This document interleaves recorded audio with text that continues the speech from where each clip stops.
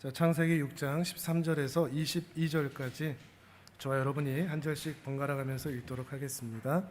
제가 먼저 13절을 읽습니다.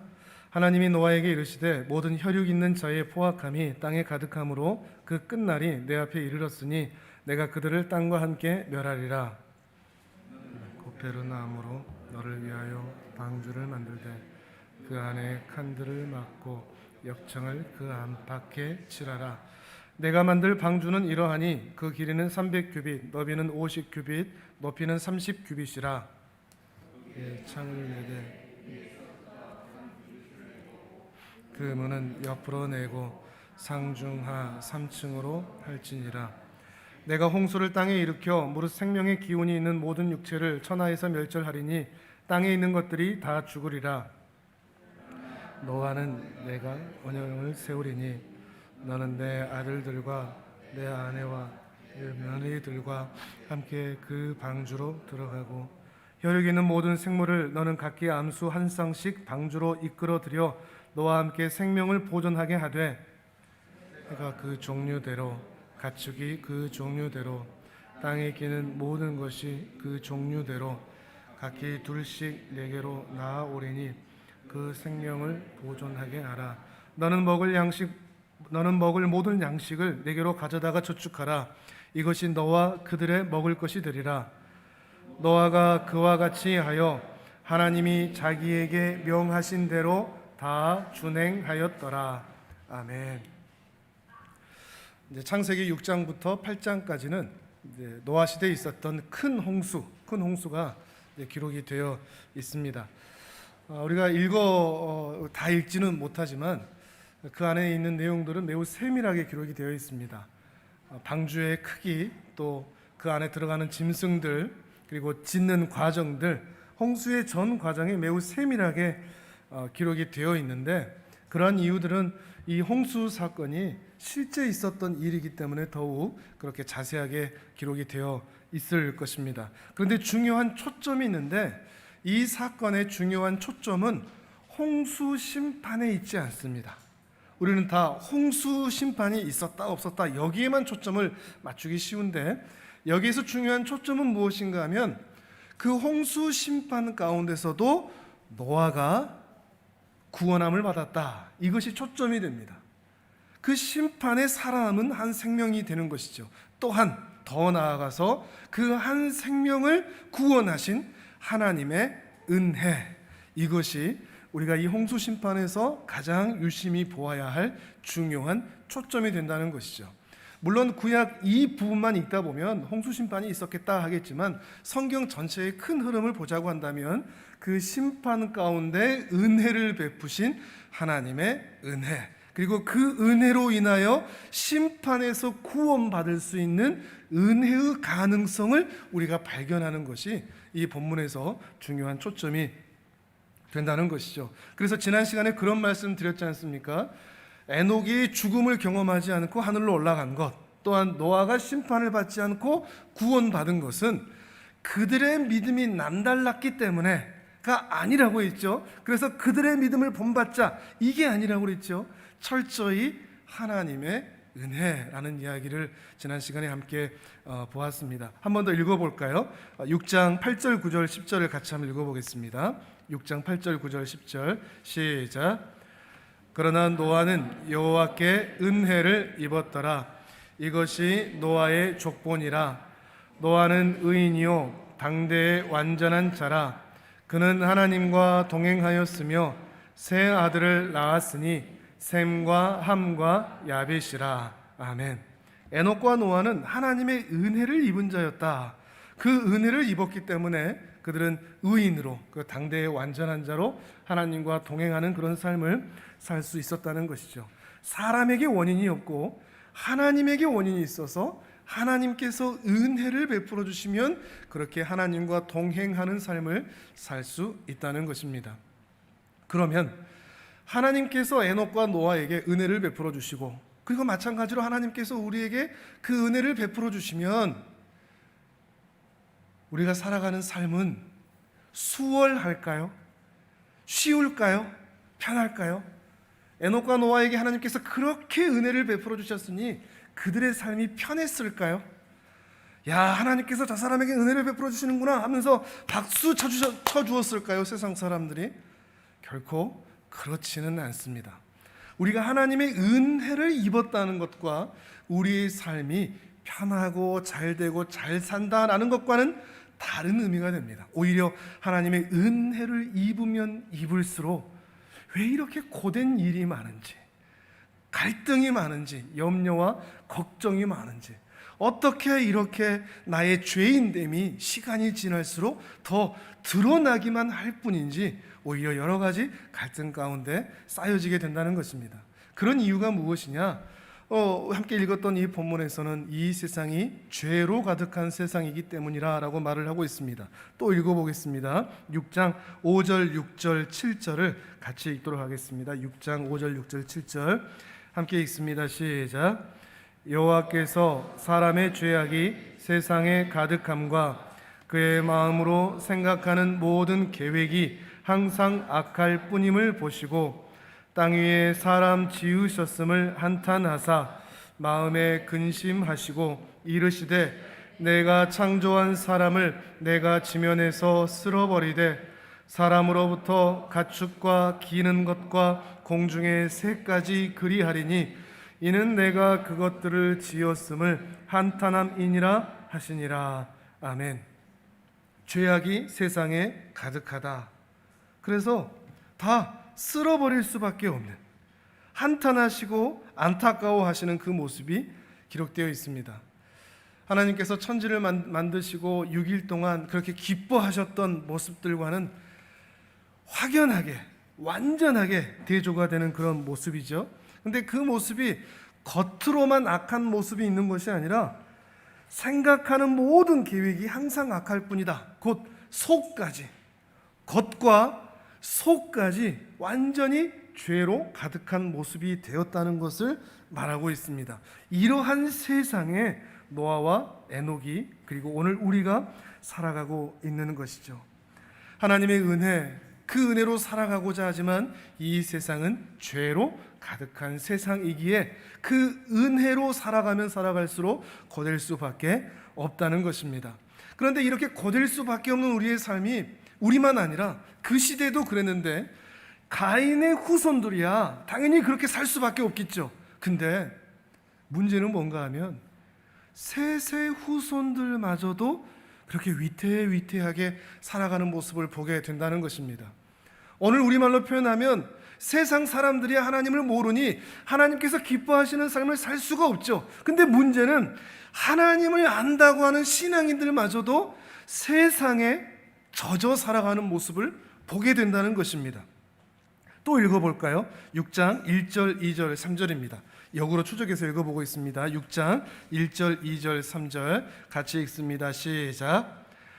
사람이 땅 위에 번성하기 시작할 때 그들에게서 딸이 나니 하나님의 아들들이 사람의 딸들의 아름다움을 보고 자기들이 좋아하는 모든 여자를 아내로 삼는지라. 여호와께서 이르시되 나의 영이 영원히 사람과 함께하지 아니하리니 이는 그들이 육신이 됨이라. 그러나 그들의 날은 120년이 되리라 하시니라. 아멘. 1절에 보니까 어느 순간부터 땅에 사람들이 번성하기 시작했다.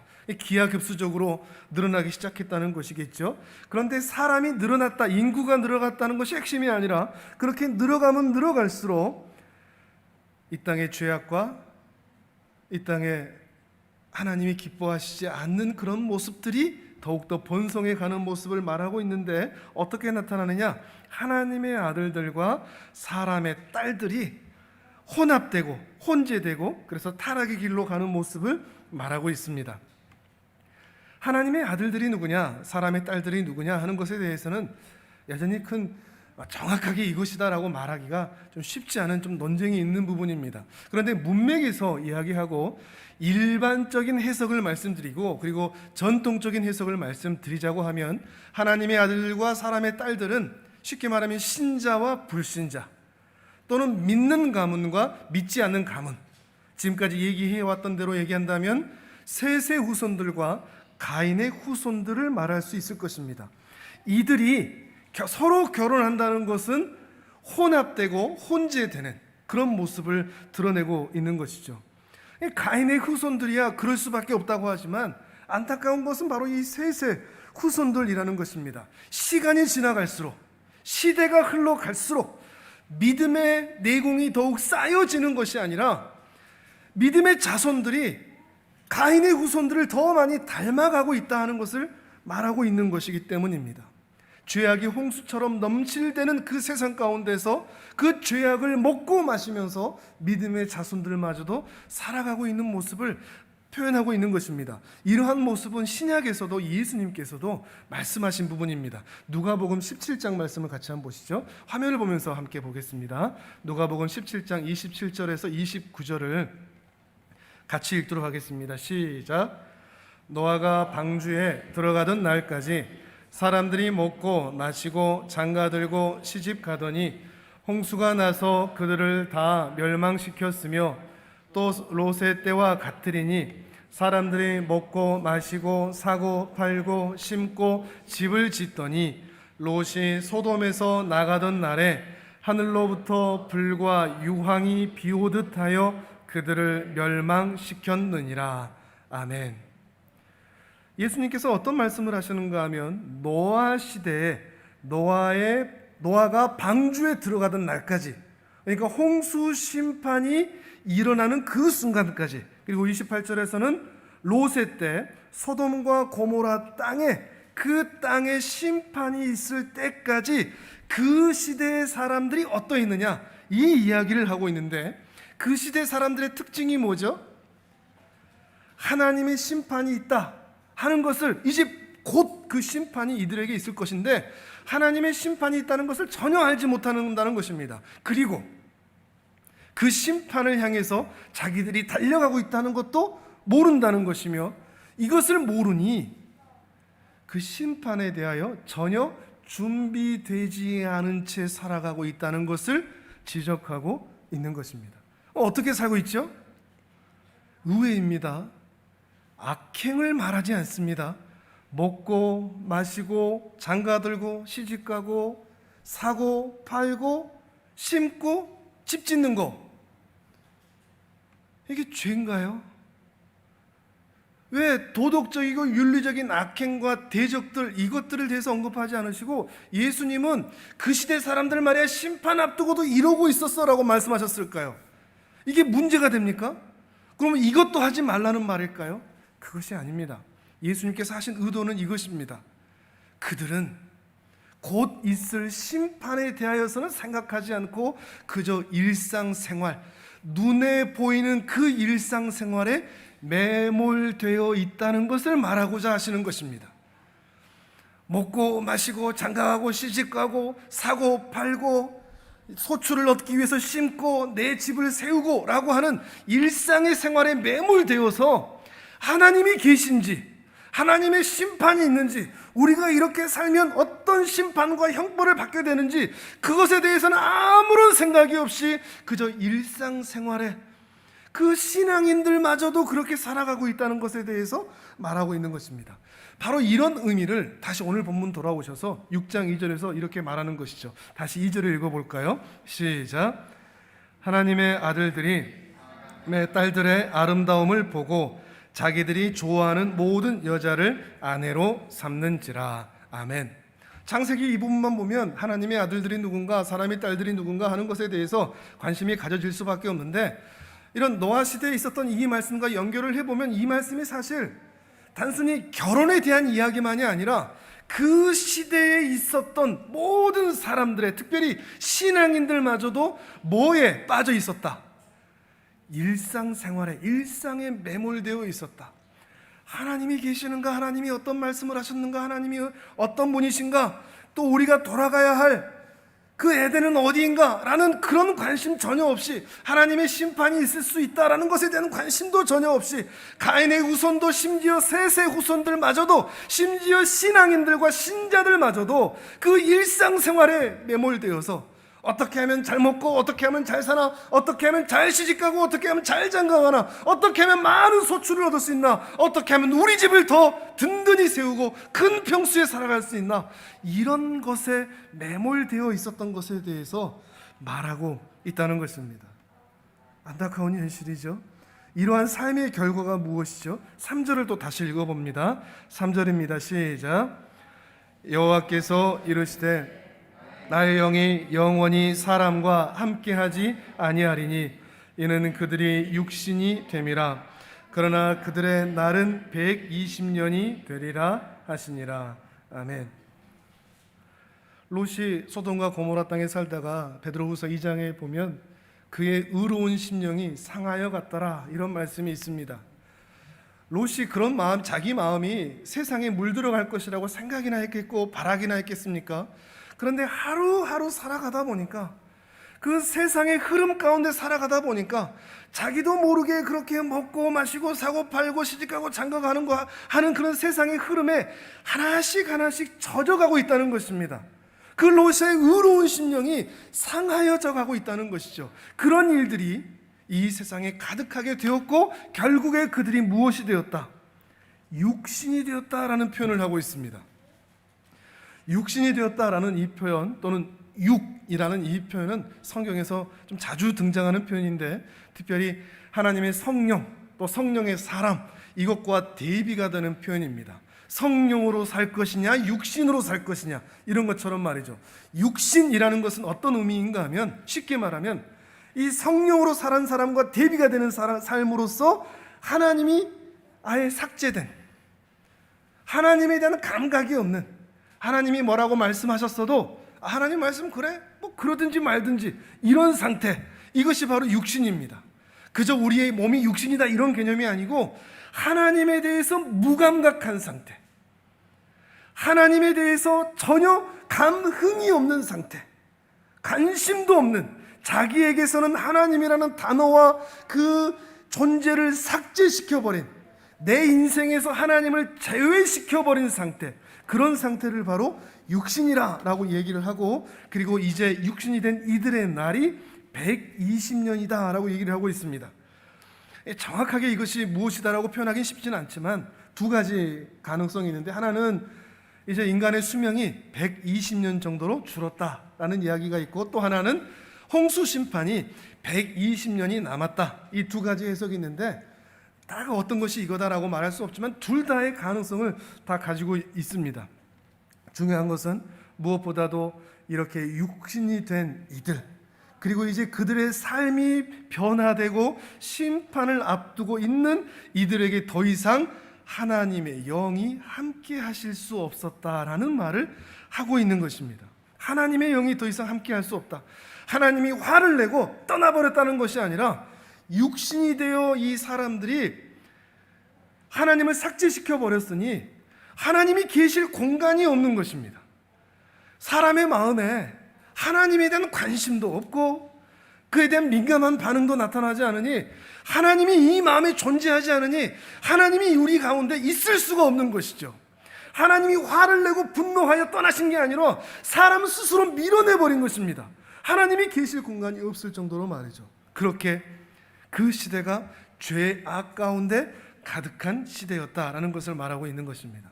그런데 우리 함께 보듯이 이런 죄악이 홍수처럼 넘실대는 이 세상에서 그 세상의 모든 사람들과 대조가 되고 대비가 되는 삶을 사는 사람이 있었으니 그가 바로 노아라라는 이야기를 오늘 본문에서는 하고 있는 것입니다. 백과 흑이 구분이 되듯이, 완전히 다르듯이 동이 서에서 먼 것처럼 그 죄와는 구별되는 전혀 다른 삶을 사는 한 사람, 이 노아에 대해서 말하고 있는 것입니다. 근데 지난 시간에도 말씀드렸지만 이렇게 살 수 있었던 것은 노아가 믿음이 남달라서가 아니라고 그랬죠. 하나님의 은혜로 인하여 이러한 삶을 살 수 있는데, 하나님께서 은혜를 주셨으니 그 안에 믿음을 주시고 그 믿음으로 인하여 세상과 다른 삶을 살고자 하는 아름다운 선한 열망이 그 안에 있었던 것입니다. 이 중요한 것이 무엇인가 하면, 우리가 지난주에는 하나님의 은혜를 입은 에녹과 노아를 봤다면 그 은혜를 입은 사람은 어떻게 살 수밖에 없는가로 오늘 함께 생각을 해보았으면 좋겠습니다.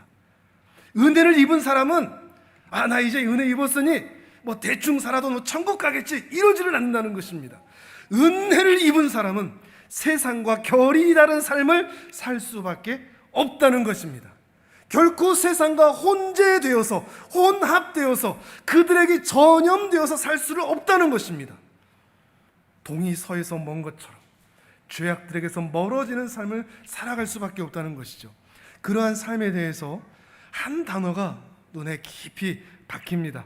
준행한다라는 단어인데요, 오늘 보면 6장 22절을 같이 한번 읽어보실까요? 6장 22절 같이 읽습니다. 시작. 노아가 그와 같이 하여 하나님이 자기에게 명하신 대로 다 준행하였더라. 뒤로 조금만 넘기셔서 7장 5절도 읽어보겠습니다. 7장 5절 시작. 노아가 여호와께서 자기에게 명하신 대로 다 준행하였더라. 준행했다, 행했다. 은혜를 입기만 하지 않고 행함으로까지 나타났다는 것이죠. 그 말씀을 준수하고 순종하고 마음에 담아 행동으로까지, 삶까지 나타났다는 것입니다. 믿음과 삶이 일치하는 모습을 보여주는 것이죠. 하나님의 심판에 대해서, 그리고 방주를 만드는 과정에 대해서, 그리고 방주에 짐승들이 들어가는 그 과정들에 대해서 하나님께서 이렇게 해라 라고 말씀하신 것에 대해서 이 노아는 제 생각에는 말이에요, 이게 더 효과적일 것 같은데요, 이런 말 하지 않았습니다. 심판에 대해서 하나님 심판 내리지 마세요 이런 말도 하지 않았습니다. 자기 생각, 자기 경험, 자기 가치관을 꺼내지 않습니다. 하나님이 말씀하신 대로 준행했다라고 말하고 있는 것입니다. 이것이 중요합니다. 하나님의 은혜를 입은 사람들은 하나님의 말씀을 준행합니다. 은혜를 입었는데 세상 사람들하고 똑같이 살 수 없다는 말입니다. 근데 정말 이 본문을 묵상하면서 마음에 슬펐던 것은 무엇인가 하면 셋의 후손들입니다. 그들은 다 어떻게 된 걸까요? 하나님께서 이 심판 가운데, 그리고 소돔과 고모라의 심판을 살펴보면 만약에 셋의 후손들 가운데 단 몇 사람이라도 믿음 있는 사람이 있었고 노아의 믿음 같은 믿음을 가지고 있는 사람이 있었다면 그는 분명히 하나님은 살리셨을 것입니다.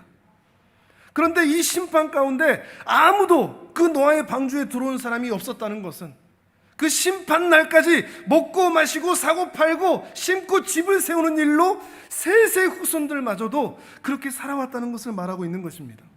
아담에서부터 노아에까지 사람은 많아지고 인류는 발달하고 과학도 발달하고 문명도 더 진화되고 있지만, 발달되고 있지만, 그런 상황 가운데 단 하나, 이 신앙만은 추락하고 타락하고 있는 모습. 시간이 지날수록 마치 역삼각형처럼,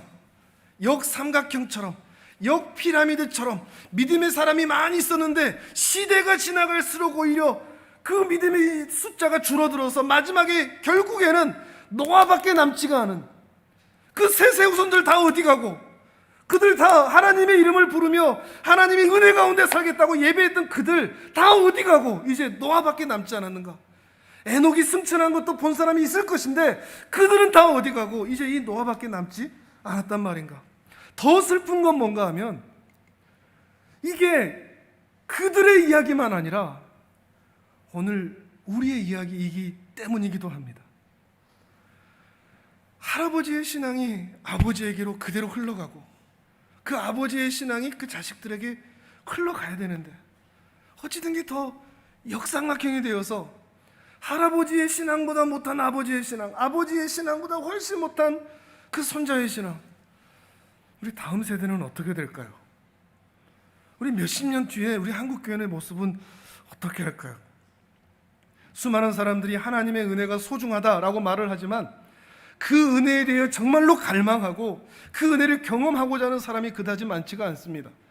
하나님의 나라를 정말 소중하게 여긴다고 말은 하지만 하나님의 나라보다 일상생활에서 먹고 마시고 장가들고 시집가고 사고 팔고 심고 내 집을 세우는 것, 이것이 더 중요한 일로 살아가는 사람들이, 그 신자들이 우리 가운데 너무나 많다는 것입니다.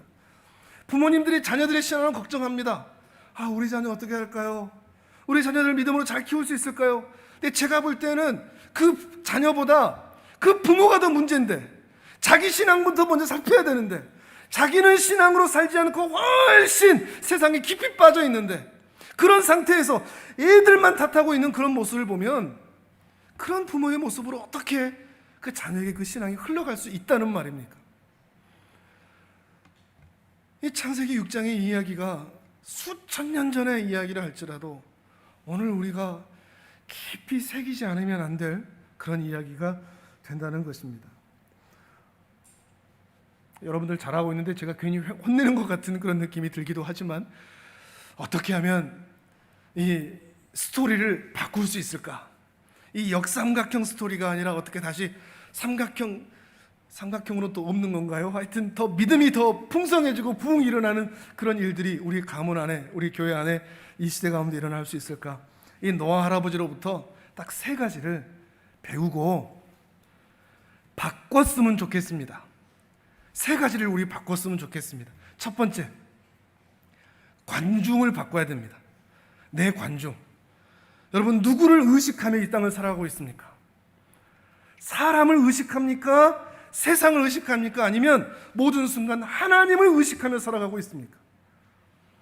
하나님을 의식하며 산다는 것 정말 어렵습니다.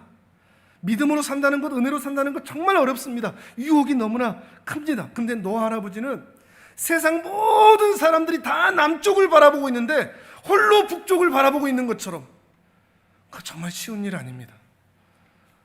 우리 그렇게 살아갈 수 있을까요?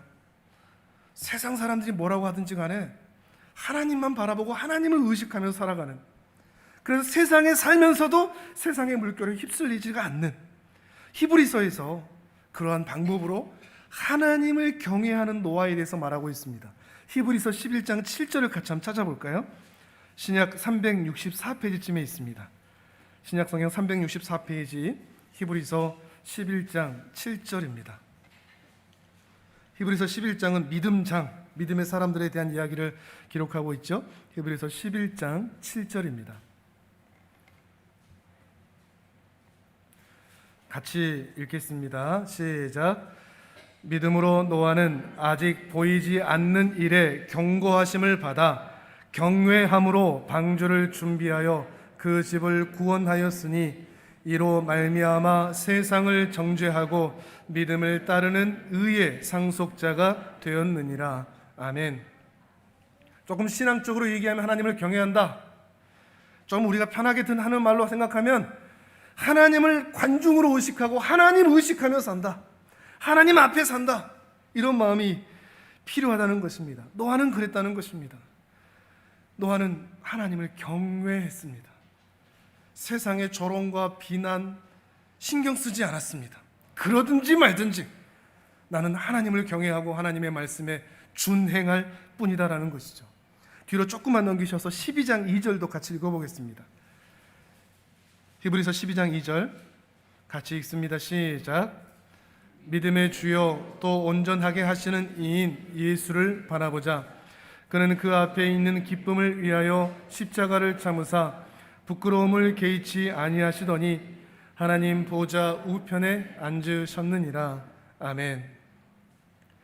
우리는 예수님을 바라봤으면 좋겠습니다. 십자가를 지고 계시는데도 웃을 수 있었던 그 주님, 어떻게 십자가를 지는데 기쁨을 가질 수 있었을까요? 그것은 하나님을 바라보았기 때문입니다. 어떻게 이 죄악이 홍수처럼 넘실대는 세상에서 하나님을 바라보며 믿음으로 살 수 있을까요? 십자가를 지신 우리 주 예수 그리스도를 바라볼 때 우리도 그렇게 살아갈 수 있을 줄을 믿습니다. 하나님만이 우리의 관중입니다. 관중을 바꿔야 됩니다. 부모가, 또 신앙의 어른들이 하나님 눈치 보고 살아가는 것을 자녀가 보면 자녀들도 하나님 눈치 보는 것을 배워갑니다. 그런데 부모가 돈 눈치 보고 세상 눈치 보고 하는 것을 하다 보면 자녀도 그걸 똑같이 배우게 됩니다. 부모가 돈 앞에 벌벌 떨고 있는 모습, 사람들 앞에서 벌벌 떨고 있는 모습을 보면 자녀들도 똑같이 그것을 무서워하게 됩니다. 그런데 상황이 어떠하든지, 문제가 어떠하든지, 형편이 어떻게 되든지 하나님 바라보고 하나님 의식하는 모습을 보이면 자녀는 그것을 배우게 됩니다. 자녀 교육은 말로 하는 게 아닙니다. 눈으로 보게 하는 것입니다. 눈으로 듣게 하는 것입니다. 귀로 듣게 하는 게 아니라 눈으로 보게 하는 것입니다. 부모가 하나님 눈치 보며 살아가면 자녀들도 그 길을 걸어갈 수 있다는 것입니다. 관중을 바꿔야 됩니다. 하나님을 의식해야 됩니다. 두 번째로는 기준을 바꾸어야 합니다. 우리의 기준은 뭡니까? 하나님의 말씀이어야 합니다. 근데 이게 구호로만 남아 있습니다. 다들 알고 있죠. 하나님의 말씀대로 살아야 된다는 거. 근데 중요한 문제가 일어나고 급작스러운 변수가 생겨나면 이 기준이 막 흔들립니다. 어떨 때는 평안할 때는 하나님의 말씀이 기준인데 조금 힘들면 기준이 막 들쭉날쭉입니다. 바뀝니다. 이 노아 큰 배를 만들라는 하나님 명령을 들었는데 이거 합리적이지 않습니다. 또 많은 학자들이 아마 이 배를 산 중턱에다 만들었을 것이다. 아마도 이 나무를 해오고 또 수급해오려면 아마 산에다 만들었을 것이다.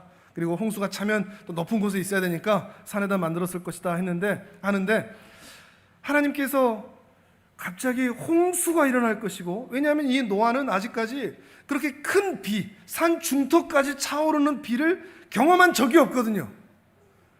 노아는 경험해 본 적이 없습니다. 그런 큰 비를 우리는 이 성경을 통해 드러나도 봤죠. 노아는 경험한 적이 없습니다. 말이 안 됩니다. 배를 만들어도 어떻게 산에다 만들겠습니까? 높은 곳에 만들 수 있겠습니까? 거기다가 이 배는 키도 없고 돛도 없고 탑도 없습니다. 그냥 사각형 나무 상자입니다. 신발 상자, 과일 상자처럼. 이게 배가 아니죠. 근데 이런 배를 만들라는 겁니다. 거기다가 열심히 만들었는데 심판이 없으면 어떻게 합니까? 그 말씀대로 안 되면 어떻게 합니까? 세상 사람들이 다 자기를 조롱할 텐데 이거 만들어야 됩니까? 해야 됩니까? 계속 해야 됩니까? 근데 노아는 하나님이 말씀하셨으니까 하는 겁니다. 하나님이 말씀하셨어. 하나님이 배 만들라고 하셨어. 하나님이 심판이 있다고 하셨어. 그냥 그대로 하는 것입니다. 단순합니다. 하나님의 말씀이 기준이 되어 있으니까요. 우리가 얼마나 많은 경우에 하나님의 말씀이 기준이 아니라 내 상식, 내 경험, 내 판단, 내 가치관, 이런 것들이 기준이 될 때가 얼마나 많은지 모릅니다. 기준추가 하나님의 말씀이어야 합니다. 하나님께서 우상 숭배하지 말라 했으니까 안 하면 되는 겁니다. 단순합니다. 하나님께서 기뻐하시는 일들만 하면 되는 것입니다. 우상 숭배 비슷한 것도 안 하는 것입니다. 안식일을 기억하여 거룩하게 지키라 말씀하셨으니까 하는 겁니다. 그대로 하면 되는 것입니다. 상황이 이렇게 어려울 때는 온라인으로라도 그 자리를 반드시 지키려고 어떻게든 하는 것입니다. 원수마저도 사랑하라 그러셨으니까 미운 놈 있는데 하나님 때문에 그 사람 사랑할 수밖에 없는 겁니다. 내 감정으로는 그 사람 절대 못 사랑하죠. 근데 하나님이 그러시거든요. 사랑해라. 근데 내 감정 내놓고 사랑하는 겁니다. 고아와 과부와 나그네들 먹여라, 대접해라. 나와 상관도 없고 저 사람을 도와줘봐야 또 그럴 것이고, 밑에 또 깨진 그 독에 뭐 물붓기지 이게 뭐 무슨 소용이 있는가? 근데 하나님이 하라고 하셨으니까 손해가 되든지 말든지 내가 힘들지 말든지 하는 겁니다. 왜요? 하나님께서 말씀하셨기 때문이죠. 근데 그걸 누가 본다고요? 자녀들이 보고 배운다고요. 아, 우리 아버지는 말씀대로 사는구나.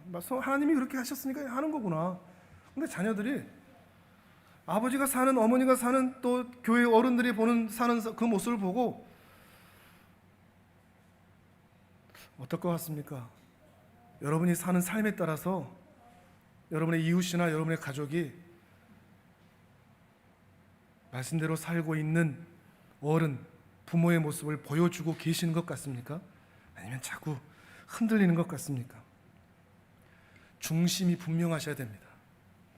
흔들거리지 않는, 기준이 왔다 갔다 하지 않는, 옹고집이 되라는 말이 아닙니다. 말씀 앞에서는 분명히 고민하지 않고 그 기준 앞에 자신이 서 있는 것입니다. 기준을 바꿔야 됩니다. 마지막 세 번째로 버릇을 바꿔야 됩니다. 버릇을 고쳐야 됩니다. 어떤 버릇이냐? 흐지부지하는 버릇. 흐지부지라는 이 단어를 제가 사전에 찾아보니까 일을 분명히 끝맺지 못하고 흐리멍덩하게 넘기는 모양.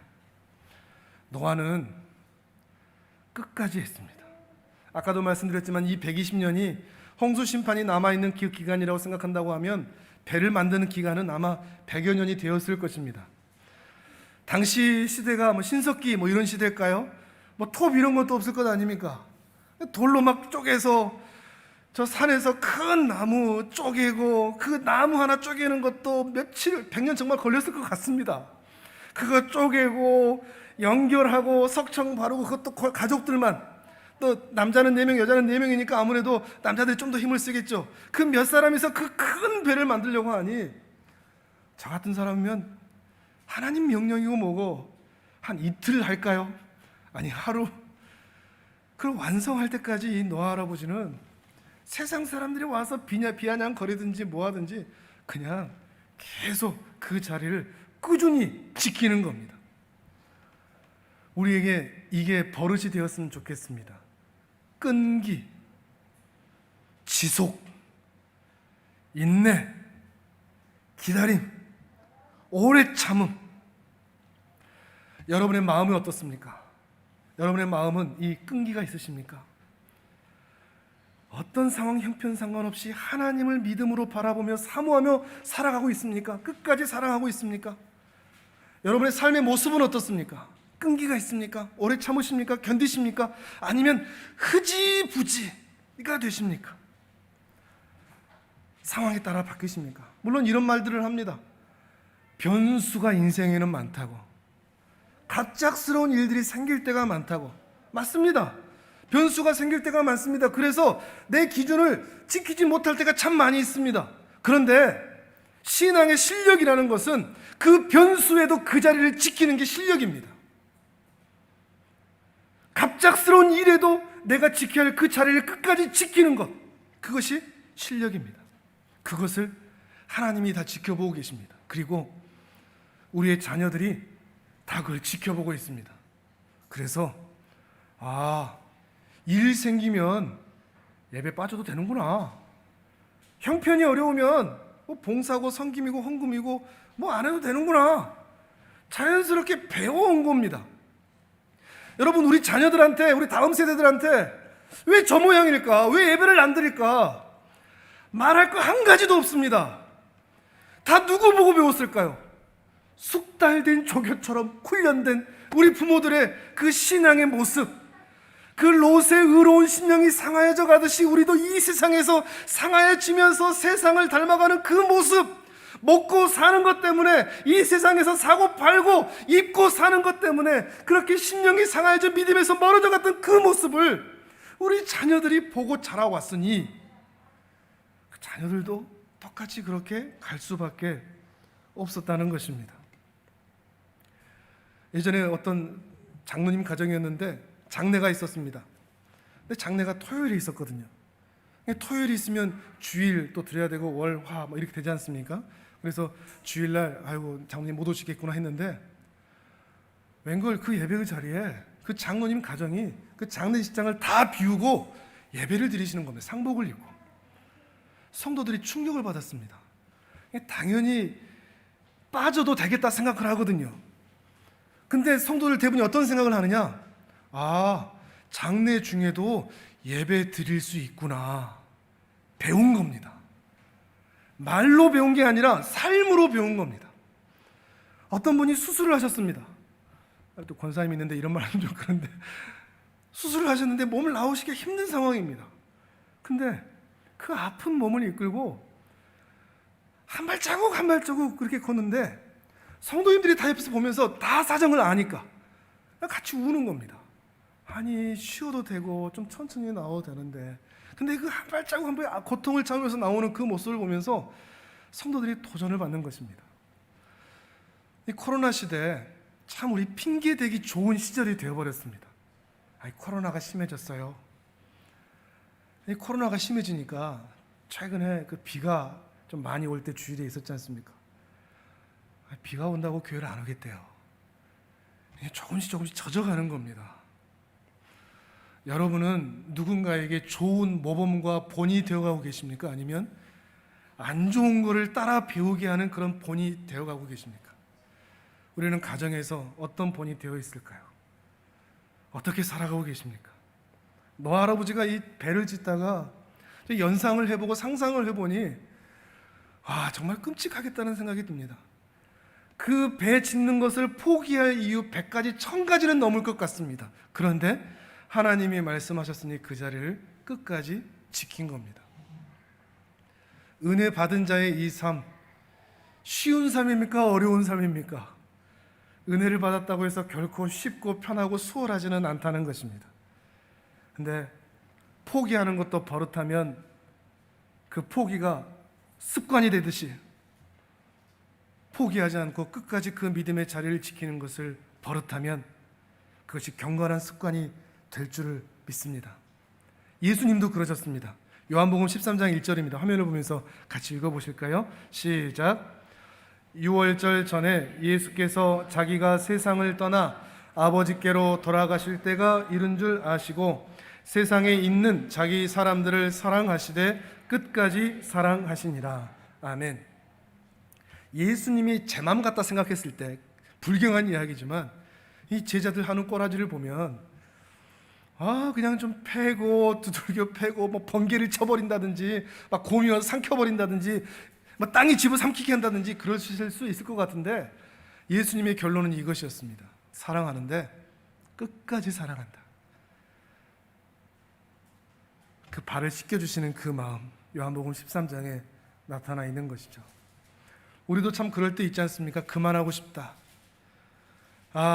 저 사람의 아내 그만하고 싶다. 저 인간의 남편 그만하고 싶다. 저 인간의 부모 사표 쓰고 싶다. 그래서 이혼하고 깨지고 하는 일들이 많죠. 근데 우리 어르신들 살아보니 중간에 포기하면 절망이지만 살아보고 끝까지 견디고 끝까지 가다 보면 다 사라지지 않습니까? 포기하지 않았으면 좋겠습니다. 우리의 신앙도 그렇습니다. 관중을 바꾸고 기준을 바꾸고 버릇을 바꾸어서 믿음의 사람으로 살아내는 것입니다. 하나님의 은혜로 우리가 믿음으로 살아가지만 그 삶, 믿음으로 살려고 하면 할수록 결코 어렵습니다. 쉽지 않습니다. 그러나 믿음으로 살고자 하면 하나님께서 또한 반드시 이기게 하시니, 감당하지 못할 시험도 없게 하시니 반드시 그 길 끝까지 걸어가게 하실 줄을 믿습니다. 우리 사랑하는 모든 성도님들, 죄악이 홍수처럼 넘실대는 세상에서 이 세상과는 확연하게 대조가 되는 노아와 같은 삶을 살아가시는 은혜가 있기를 바랍니다.